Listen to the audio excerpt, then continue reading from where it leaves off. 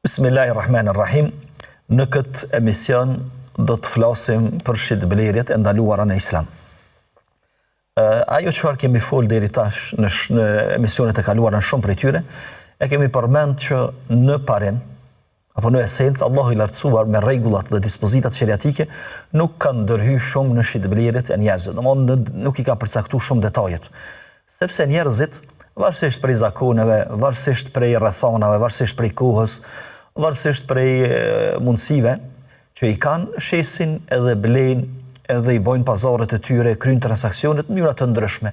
Mirë po Allahu i lartësuar vetëm u ka përmend disa vija të kuqe të cilat nuk duhet me i kalu kur shesin edhe kur blejnë edhe kur i bojnë pazaret e tyre. Përndryshe, në esencë, në parim, themi se shitblerjet, transaksionet, marrëdhëniet mes njerëzve në pazaret e tyre janë të lejuara. Për ata dhe thuhet shitblerjet e ndaluara. Pse shitblerjet e ndaluara? Sepse të ndaluarat janë shumë pak.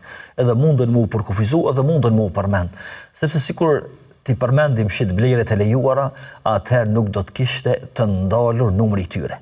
Me që shitblerjet edhe transaksionet në Islam janë të lejuara në parim, atëherë të ndaluarat janë pak edhe për ata përmenden secila veçmas nga tjetra, sepse janë të kufizuara në numër dhe janë shumë më të pakta sesa shitblerjet e lejuara. Pra, vetëm kur prekin rregullat e përgjithshme të shariatit, dispozitat të cilat i ka vendosur Allahu i lartësuar, aty po thuhet se kjo shitblerje ose kjo formë pazarllëkut është e ndaluar sepse i ka prek vijat e kuqe të shariatit, përndryshe mbeten të lejuara. Pastaj, të gjitha shitblerjet e ndaluara në shariat, nëse i mbledhim edhe i vargojmë në një varg, na del se shkaku i tyre është njëri prej 3 arsye, ose 3 shkaqet kryesore janë të cilat munden me e bë një shitblerje të ndaluar. Të gjitha këto shkaqe kanë për qëllim realizimin e drejtësisë dhe largimin, evitimin e çdo forme të padrejtësisë së njerëzve ndaj njëri tjetrit. Këto 3 shkaqe, të cilat pothuajse i përmendin shumica e dietarëve, po në forma të ndryshme, janë të përmbledhura në këto 3 arsyet pra ose 3 shkaqet. E para është rreziku potencial ose rreziku serioz për të humbur ose për të djegur në shitblerje. Pastaj e kemi padrejsi ose shitblerjet, pazaret në formë të padrejta, që e merr drejtën e dikujt, dhe arsyeja e tretë është kamata. Të gjitha shitblerjet, të cilat në vazhdim, në emisionet në vazhdim do t'i përmendim, ndoshta se do t'i marrim disa prej tyre, të gjitha këto shitblerje të ndaluara patjetër se kanë më u kthy te njëra nga këto 3 arsye. Ose ka me pas mashtrim, ose ka me pas padrejtësi, ose ka me pas kamot. Mirë, që i vjen se a priori, nëse nuk ekziston njëna prej këtyre arsye, atëherë mbetet shitblerja e lejuar ashtu siç i ka lënë Allahu i lartësuar të lejuara. Mirë, çka është për qëllim shkaku i parë që e bën një shitblerje në një transaksion edhe një kontratë të ndaluar, çka është për qëllim me el-gharar ose mashtrimi ose rreziku potencial për të djegur në shitblerje ose për të humbur në shitblerje në mënyrë të padrejtë. Fillimisht, fjala gharar i ka disa kuptime, ose më tepër se një kuptim, mirë po, për i kuptimeve themelore të kësaj fjale është edhe mashtrimi. Do të thotë kur dikush mashtrohet në dikan, ose pret më tepër, nuk i del ashtu siç ka prit, ose pagun shtrejt, këtu dhe shitblerje, pagun shtrejt diçka që nuk e ka atë vlerë, ose malli të cilin e merr është me defekt i cili pastaj e ul shumë më shumë pazarin sesa që është kry shitblerja. Pastaj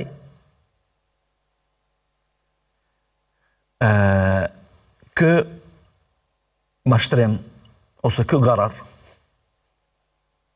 e përmendin dietarët që domethënë kur e definojnë, e përmendin se është për qëllim mashtrimi i cili përmbon në vete ose ngërthejnë në vete njërin nga këto arsye ose këto problematika. Problematika e parë është kur artikulli është i panjohur ose i papërshkruar. Kur shet ose blen diçka të panjohur. Thjesht po ta shes kerrin, cilin kerr nuk dihet. Ose po ta shes kerrin, mirë po nuk përshkruhet kerri. Dhe çfarë do të jetë artikulli tjetër i cili ka nevojë ka nevojë mu di çfarë është ose ka nevojë mu përshkru se cilat janë përmasat e artikullit edhe mallit që po e blin. Nëse është artikulli i panjohur, nuk dihet për çka është gabohet pazari, ose dihet për çka mirë, po nuk dihen detajet e rëndësishme të atij artikulli edhe këtij malli, atëherë kësaj i thënë xehale, edhe ndodh mashtrimi, edhe ndodh humbja në shitblerje për shkak të kësaj sepse artikulli është i panjohur. Por gjithashtu arsye tjetër që e bën një shitblerje me pas garar edhe me pas mashtrim të është rrjedha e panjohur e shitblerjes, që i thuhet mastur el-aqiba. Nuk dihet se çysh po e shesim ose kur po e shesim. Shembull, thot po ta shes makinën nëse ma bjen djali një tjetër, ose nëse arri me blej një tjetër, mirë tash a kemi shita apo se kemi shita, kemi bë akt, as kemi bë akt. Çysh do të përfundon kjo shitblerje? Nëse bëhet akti në këtë formë, atëherë patjetër se ka me pas këto mashtrim, sepse nuk dihet çysh po përfundon akti, kur i vjen makina tjetër që do të mashit më këta, ose kur e liron banesën ose shtëpinë nëse e gjen një tjetër, do thonë këtu pastaj ka shumë elemente të panjohura.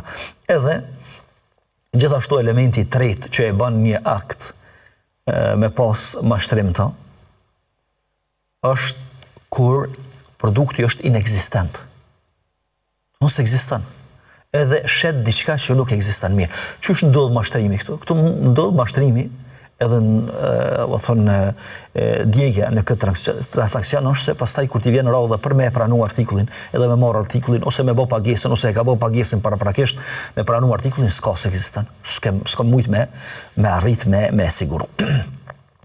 Këto pra janë tri elementet të cilat nëse gjindën në një shitblerje, në një akt, në një transakcion, thuj që dush, në një pazar, atëherë e bojnë këtë pazar me rrezik të lartë, serioz për të mashtru qoftë shitsi, qoftë blersi.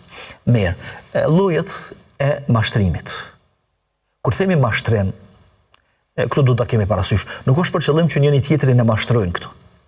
Do të thonë i fsheh diçka për arsye se do të thonë kjo mashtrimi i qëllimshëm trajtohet si mesela në vete ose si çështje në vete, mirë po këtu është për qëllim kur do të thonë për shkak të këtyre elementeve që i përmendëm, del se është mashtru, del se ka pagu diçka më shumë se sa që e ka pas çmimin normal, ose del shitsin që e ka shit diçka shumë më pak se sa që e ka pas çmimin në treg. Për çfarë do të thonë thjesht mashtrohet ose djegët, me thonë të fjalën më popullore që është, do të thonë djegët në pazar. E tash llojet e këtij mashtrimi ose kësaj të panjohura në transakcione shitblerje e përmendin dietar që është tri lloje. Lloji i parë që është i lehtë, edhe nëse e anulojmë çdo shitblerje, çdo pazar për shkak të kësaj të panjohure që ekziston e që është, më thonë, përqindje e lehtë, atëherë duhet me anuluar pothuajse shumicën e kontratave edhe shumicën e pazarës duhet me i bën për arsye se nuk ka pazar vetëm se mundet me përmbajt artikulli diçka të panjohur aty. Mirë, po kjo e panjohur nuk qen shumë pesh. Një shembull shumë thjesht këtu më marr. Për shembull kur e blem shalqinin ose bostonin. Edhe e blem bastonin mbas të pamjes së jashtme, themi se është i pjekun, është i ambël, i ka, domethënë, cilësitë që është pjek mirë. Pastaj kur e dojmë bastonin, mundet me na dal jo sipas pritjeve që kemi pas. Mirë, nëse nuk shitet bastoni edhe shalqinin që të formë, atëherë s'duhet me shit shalqin fare.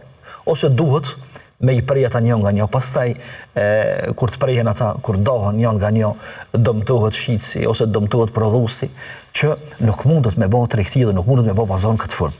E për ata e përmendin dietar që thonë është dozë shumë e lehtë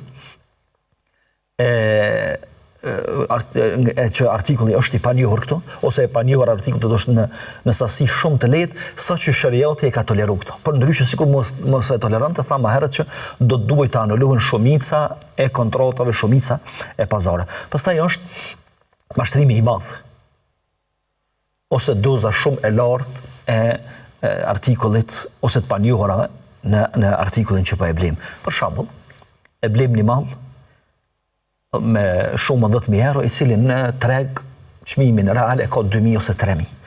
Kjo është mashtrim shumë i thellë, shumë i rëndë që e vandalimin, e që nuk duhet me përmbajtje një akt i shitblerjes, një të panjohur të tillë ose një mashtrim të tillë. Pastaj mes këtyre dyve, dozës së lartë të artikullit të panjohur edhe dozës së ulët, është ajo i mesme, domethënë mashtrimi i mesëm që mundet me ndodh, edhe këtu pastaj dietarët varësisht prej ijtihadit të tyre, edhe prej shpjegimeve dhe interpretimeve të tyre, e kanë bashkangjit, disa e kanë bashkangjit mashtrimit të thellë edhe të madh, e disa atij të lehtë. Mirë po, është problem me e lënë kështu të hapur këtë çështje. Por ajo që dietarët e kanë përmend si kriter në përgjithësi, këtu në shitblerje dhe në shumë gjëra tjera, e kanë përmend që domethënë gjysmën e diçkafit. Nëse në gjysmë është në rregull, domethënë është në rregull, mirë, po mbi gjysmën nuk është në rregull, atëherë konsiderojmë që nuk është në rregull.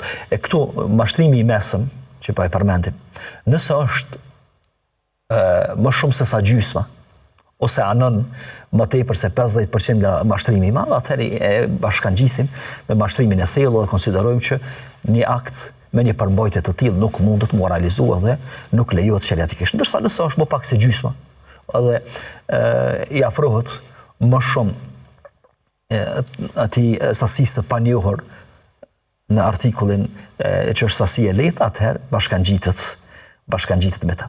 Në sajë të kësaj që e përmendëm, se nëse artikulli nuk është i njohur, ose është me rrezik potencial për mu djegë dhe mu mashtrunta, janë të ndaluara disa shitblerje të cilat i kanë ndalu pejgamberi alayhi salatu wassalam, e të cilat janë me emër. Këto shitblerje kanë ekzistuar në kohën e pejgamberit alayhi salatu wassalam, por ata i ka përmend me emra.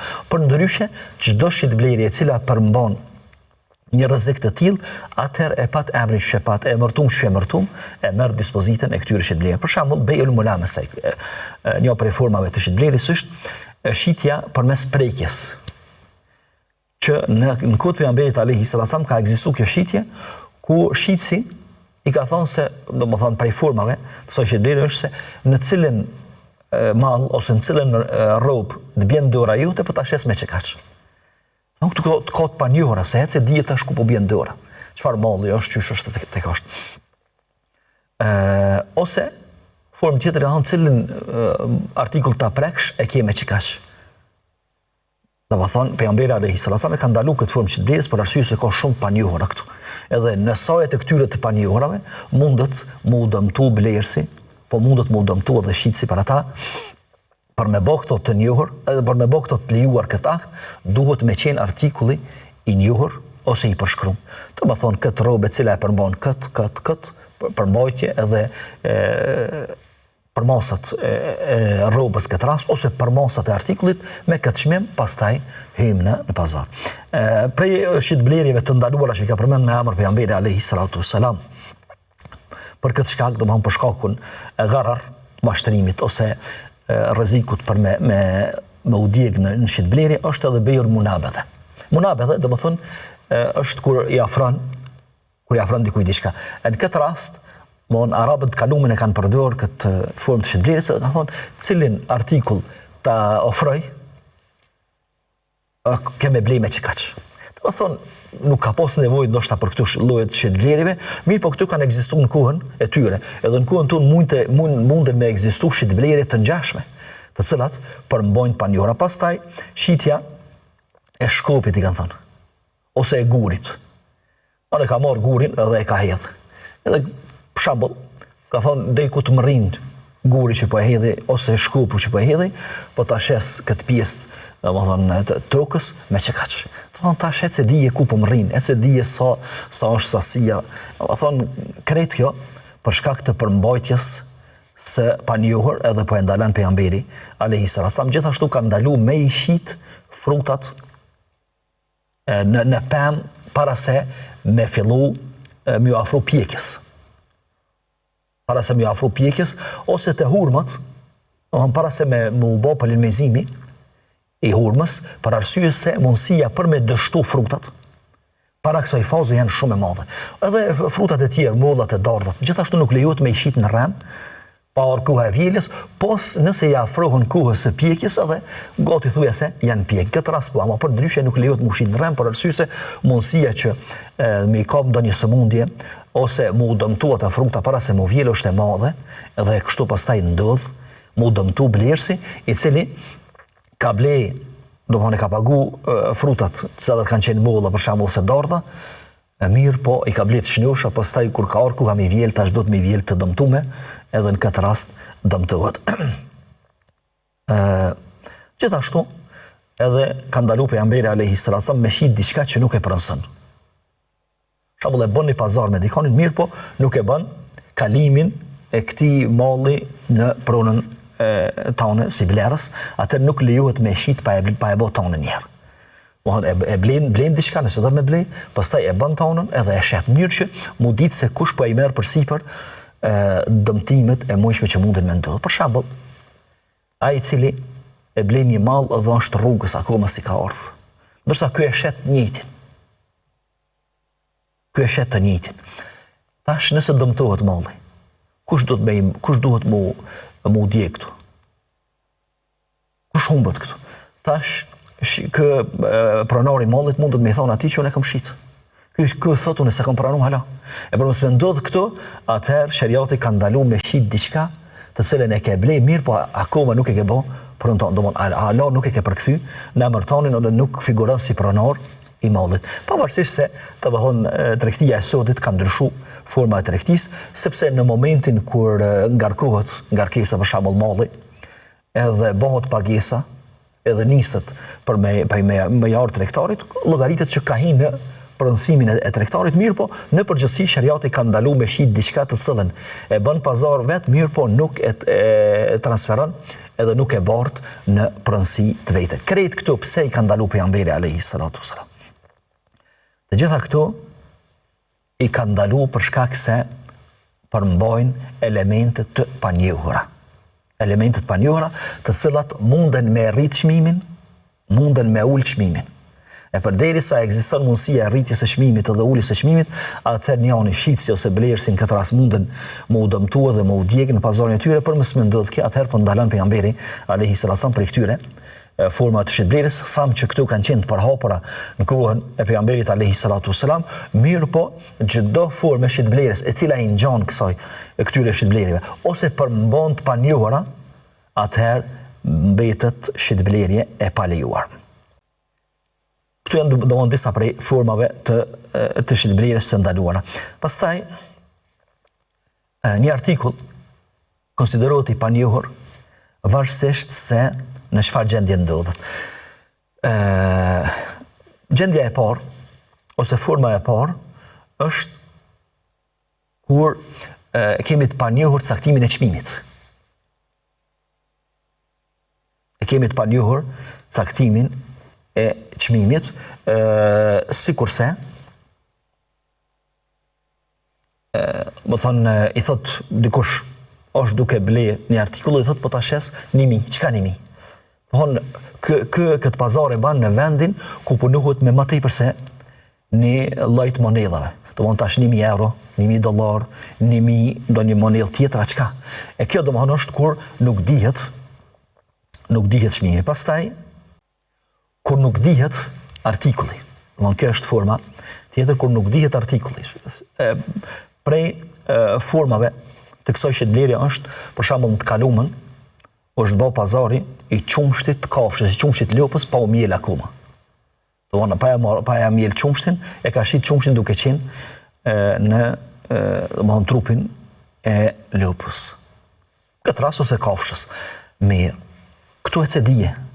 Në çfarë pazari po e ban, në çfarë esence po e ban pazari këtu. So litra mundet me arë qumsht. Pastaj, a është çmimi të cilin e kemi bona, a korespondon me sasinë e qumshtit, a është më pak, a është më shumë, krejt këtu e bojnë të panjohur artikullin të cilin po e blem, sasin ose cilësitë e tij edhe për ata janë ndaluar. Gjithashtu formë tjetër është kur nuk dihet ç'është po përfundon akti kontrata. Këto janë akte të cilat lidhen me format e bigjozit ose të komorit që mundet me pas transaksione të tilla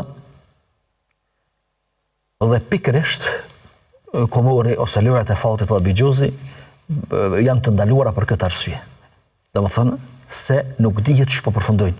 Gjithashtu është edhe ngrënie pasurisë së tjetrit pa të drejtë, mirë po dhe nuk dihet se ç'është po përfundojnë. Kjo është shkaku i parë që e bën një shitblerje të ndaluar e që tham është mashtrimi ose el gharar. Pastaj do të shohim edhe shkaqet e tjera, mirë po shkëputemi për pak për të kthyer me pjesën e dytë të emisionit.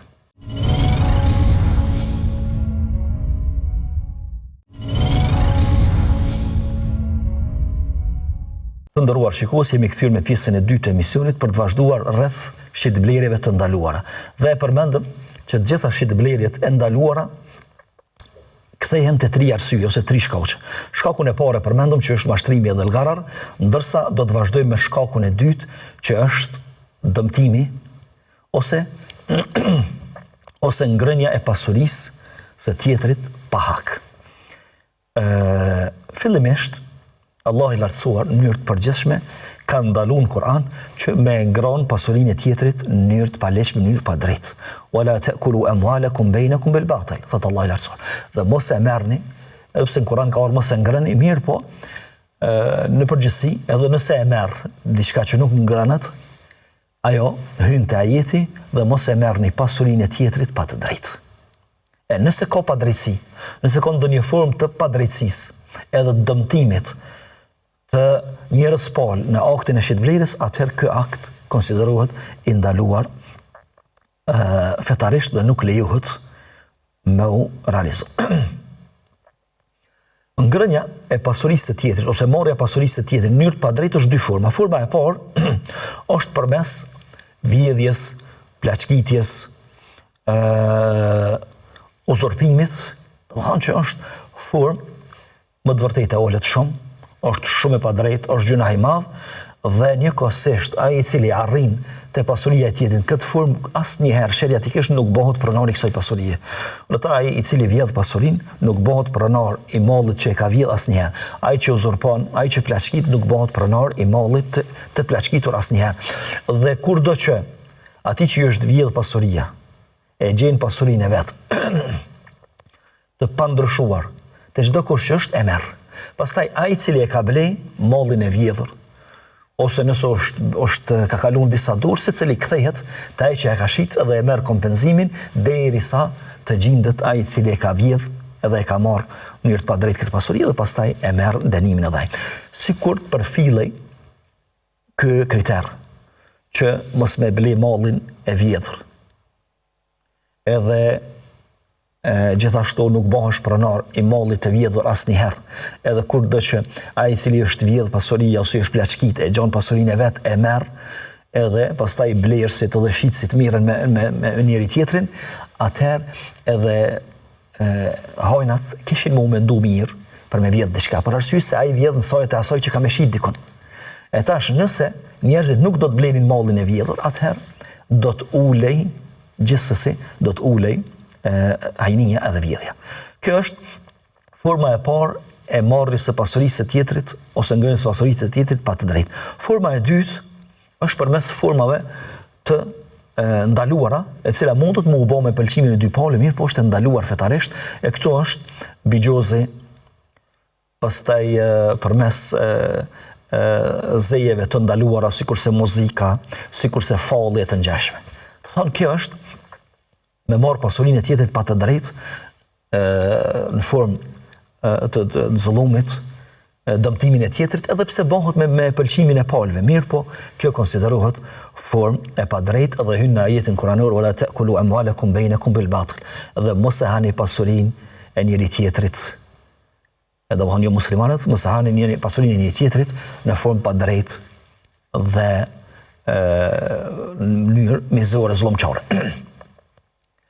Kështu që, të gjitha zëjet e ndaluara ose çdo formë e fitimit të pasurisë në formë të ndaluar sheriatikisht, edhe nëse bëhet me pëlqimin e palëve, ajo është fitim i ndaluar dhe është kontratë e inekzistente e pavlefshme sipas sheriatit.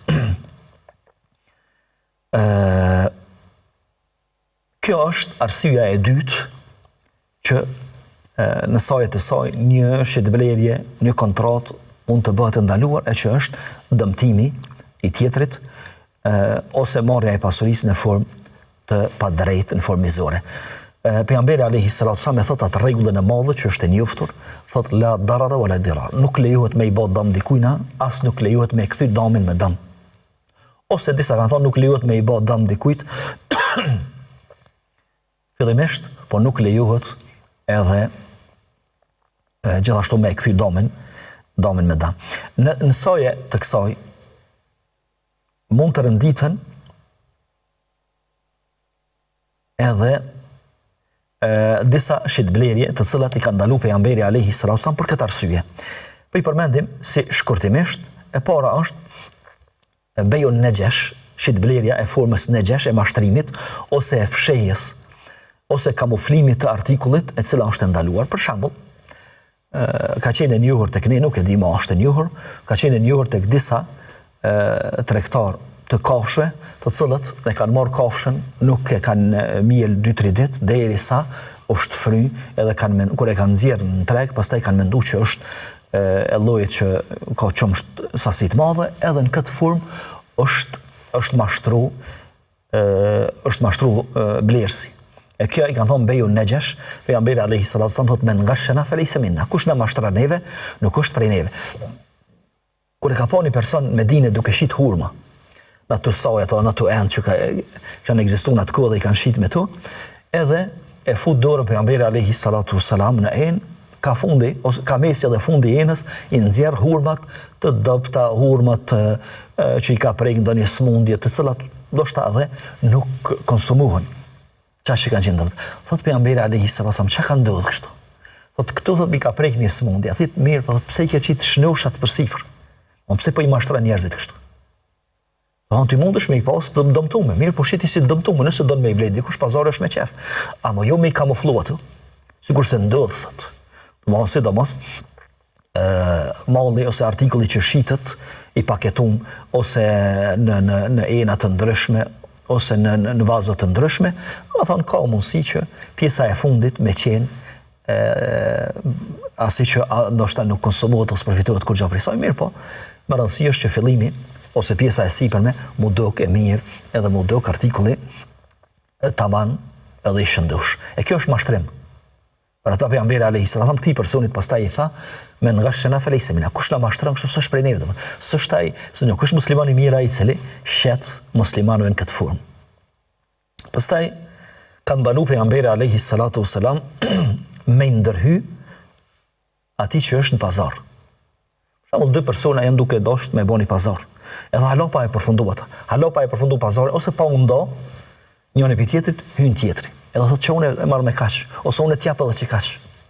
Ma jep mua.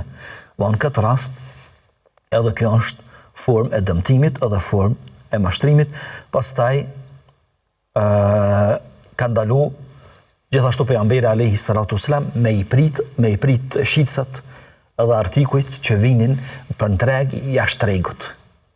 Sepse shitja e tyre jashtë tregut mundet me ndodhë që këta shitësa nuk e njohin çmimin e tregut edhe i shesin shumë më lirë se sa që janë treg. Ose edhe blersi, nëse e blen jashtë tregut, nuk e din çmimin e tregut edhe i blen më shtresa që është në treg. Për ata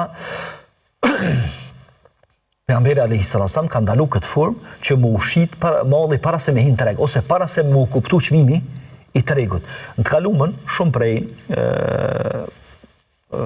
atyre që kanë shitë edhe kanë blej sidomos kafsh tek ne, kur ka ndosh me vo pazarin të shtëpia ose gjatë rrugës, ka thonë po e shtini herë në pazar. Po e shtini herë në pazar, po e shoh sapo më japin pastaj shikojmë na, do diskutojmë për çmimin. Kjo domethënë pikërisht lidhet me këtë çështje që mos më ushit diçka jashtë pazarit përderisa nuk dihet pazari ose çmimi i tregut për atë. Pastaj ky dëmtim ose kjo padrejtësi ose i kthehet shitësit ose mundet më ju kthy edhe blerësit, po mundet më ju kthy edhe dikujt që është jashtë shitësit edhe blerësit, qysh ndodh kjo? Për shembull, shitja në formë të mashtrimit, që thëmë më herët, të kamuflimit, ku në një vazë nalt i nxjerr perimet, për shembull të shnusha, ndërsa në fund janë të kalbura ose të dëmtuara të cilat duhet me i gjujt, me i hedh, ose një pjesë për tyne me i hedh, kjo domethënë është mashtrim ku mashtrohet këtë rast blerësi, sepse ai e blen bost pamjes që e ka nalt, edhe i blen për të shnusha, pastaj kur shen fund janë gati që nuk ka mundësi me përfitu prej tyre. Pastaj, kur ndodh dami, nuk i kthehet as shitësit as blerësit, po i kthehet dikujt tjetër personit tret. Shembull dietarët e kanë përmend që nuk lejohet më ushit, në të kaluamën ka qenë, nuk lejohet më ushit armët në kohë kur ka kriza edhe kur ka luftë civile në një vend. Për arsye se ata kanë me ble ato armë për me vrarë njëri tjetrin. Kjo në të kaluamën kur shitja dhe blerja e armëve nuk ka qenë e sanksionuar me ligj, por ndryshe, sot ku në shumicën e vendeve të botës është sanksionuar me ligj, atëherë nuk lejohet tregtimi me armë vetëm se sipas rregullave që janë të vendosura. Mirë po, në po llogarisim që në një vend nuk ka ligj që e sanksionon shitjen edhe blerjen e armëve, ose dikush shet duke mos i përfill të ligje, atëherë në vendet ku ka mundësi me ndodh trazira edhe me ndodh vllavrasje, ndalohet me shit armën atë vend. Ose me thoni shembull më thjesht, ndalohet me shit armën dikujt i cili pritet me dal me vrarë dikant pa fajshëm. Domethënë këto kush dëmtohet? A dëmtohet shitësi jo, a dëmtohet blerësi jo, mirë po dëmtohet përdoruesi në këtë rast. Ose dëmtohet domethënë ka mundësi ai që e blen armën me përdor, mirë po dëmtohet pala e tretë që është personi që ka mundësi më u vrarë në këtë situatë, në këtë gjendje.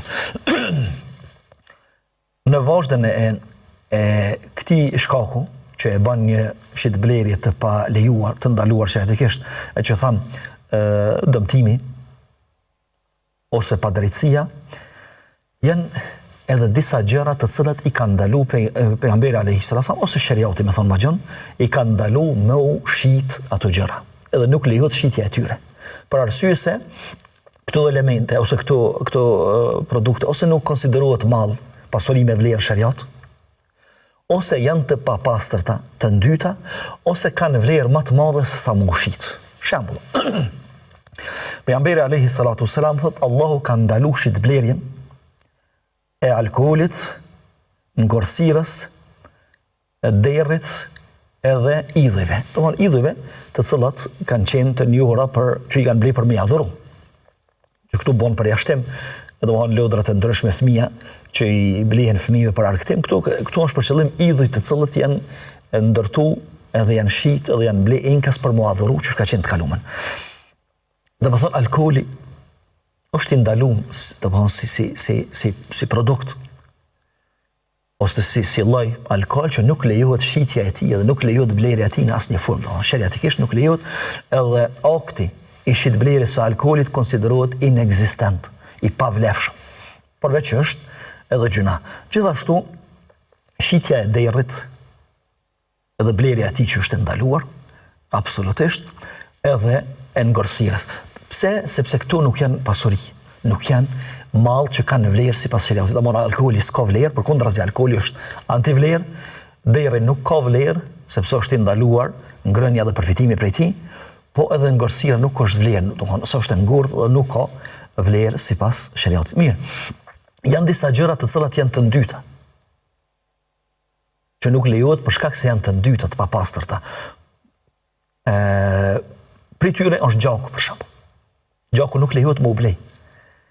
Qoftë gjaku i njeriut, qoftë gjaku i ndonjë gjallëse tjetër, i njeriut nuk lejohet mu shit edhe mu ble gjaku, për arsye se disa dietarë kanë përmend, ose shumica dietarë kanë përmend që është i papastër gjaku.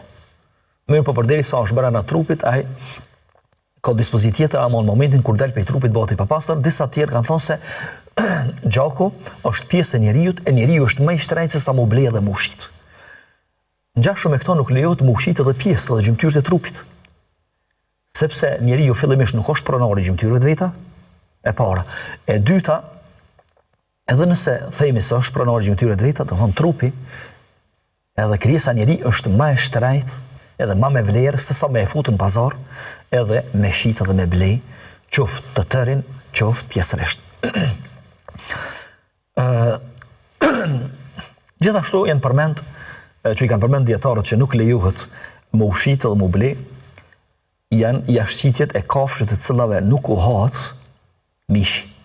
Dërsa atyre që i hahet mishi, domethënë është diskutabile mes dietarëve, dhe pse mendimi më i saktë është që përderisa lejohet ngrënia e mishit të tyre, atëherë edhe jashtëqitja e tyre lejohet, përdorimi i tyre janë të pastra dhe lejohet shitja e tyre. Për shembull, prej kafshëve që munden me i pas dikush në shtëpitë e tyre, që është gomari, që nuk lejohet ngrënia e mishit të tij. Dhe njëkohësisht edhe jashtëqitja e tij është e papastër dhe nuk lejohet shitja e plehit ose jashtëqitjes ose plehit të gomarit. Edhe pse mund të themi se lejohet përfitimi prej plehut të gomarit këtë rast, mirë, por nuk lejohet shitja sepse është e papastër dhe nuk ka vlerë dhe nuk është mall me vlerë në tregun islam. Pastaj shitja dhe blerja e qenit.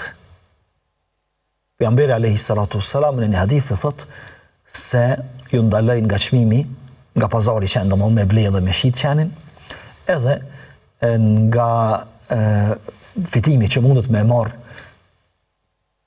faltori, gjithashtu edhe fitimi që mundet me marr lavirja. Domthon edhe pse si vepra, domthon janë shumë të shëmtuara, edhe kurvria, edhe falli, mirë po pejgamberi alayhi salatu wassalam për ta bërë këto edhe më të shëmtuar thotë se edhe fitimi që vjen është haram, edhe ju ndalej. Mirë po këtu krahas këtyre ndalohet edhe qeni, domthon çmimi i qenit. Tash a lejohet shitja e tij apo nuk lejohet? Këto më kjo është diskutabile mes dietarëve, mirë po ata dietarë të cilët e kanë ndaluar shitjen edhe blerjen e qenit kanë thënë për arsye se qeni është i papastër dhe nuk ka vlerë në treg. E ka krijuar Allahu i lartësuar dhe ja kanë nështruar njeriu që mund të mja kryej shumë shërbime njeriu, mirë po në treg nuk ka vlerë, në tregun islam, domethënë nuk ka vlerë dhe nuk lejohet shitja dhe blerja e tij, edhe pse domethënë është diskutabile pastaj qeni që ka lejuar shariati me përfitu prej tij, sepse qeni në 3 raste lejohet me mbajt. Jashtë këtyre 3 rasteve është gjuna i madh, nuk lejohet të humbin shumë shpërblime ai i cili e mban pa arsye. Arsyeja e parë, po i përmend këtu më me që po përmendet shitja dhe blerja e qenit, arsyeja e parë është për me rujt shtëpinë, për kafshët shtëpiake që ka nevojë me i rujt, gjithashtu edhe për rojë jashtë shtëpisë këtu hin, po edhe për gjah. Domthon këtu janë 3 raste në cilat shariati ka lejuar me përfitu prej qenve. Domthon lejohet me mbajt qenin në shtëpi nëse kemi rrezik dhe kemi nevojë me na rujt ose me baruje qenin. Gjithashtu edhe kafshët shtëpiake të cilat ka nevojë me i rujt, edhe aty ka lejuar shariati që me mbajt qenin. Ka lejuar edhe për gjah. E shtash çto 3 raste Allahu i lartësuar po lejon me përdor edhe me përfitu prej shërbimeve të qenit.